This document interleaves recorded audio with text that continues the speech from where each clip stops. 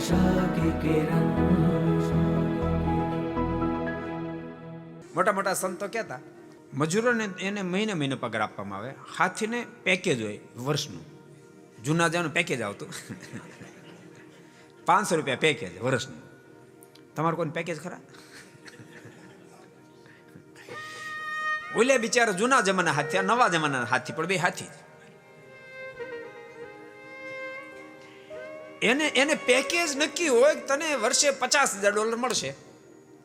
પછી ભૂલતાની ગમે તેટલી કંપની તેજમાં ચાલતી હોય તો આને કાંઈ હરખ ન થાય, અને થોડી ડાઉન જાય તો આને શોક ન થાય. જોકે છૂટ આપી દે થાય થોડુંક. હાથી બધું જ કામ કરે. એ ખેતરમાં વાવવા માટે જાય, લણવા માટે જાય, ઘાસ કાઢવા માટે જાય, ખાતર વાવવા, બધું જ કામ કરે.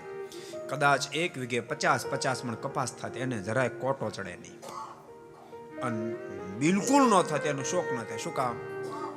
એને ખબર છે 50 મણ કપાસ થાય કે ઠામકો ન થાય, મારા 500 રૂપિયા નહીં કે મને 500 જ મળવા, 600 મને મળવાના નથી.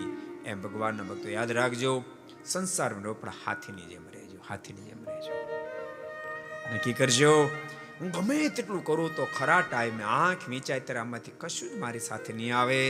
મેં જેટલું ભજન કર્યું હશે, મેં જેટલો પ્રભુમાં પ્રેમ કર્યો હશે, અને મેં જેટલું ભગવાન રાજ થાય એટલું કામ કર્યું, બે જ કામ આવશે, ત્રીજું મને કશું જ કામ નહીં, કશું જ કામ નહીં.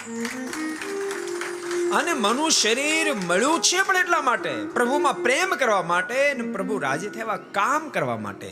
પ્રભુ પ્રેમ કરો, પ્રભુના કામ કરો, બસ એટલા માટે આ મનુષ્ય શરીર મળ્યું છે. को पसंद आया हो तो लाइक करें और शेयर करना मत भूलिए. सब्सक्राइब करें सरदार कथा चैनल को और बेल आइकॉन पर क्लिक करना मत भूलिए लेटेस्ट वीडियो सबसे पहले पाने के लिए.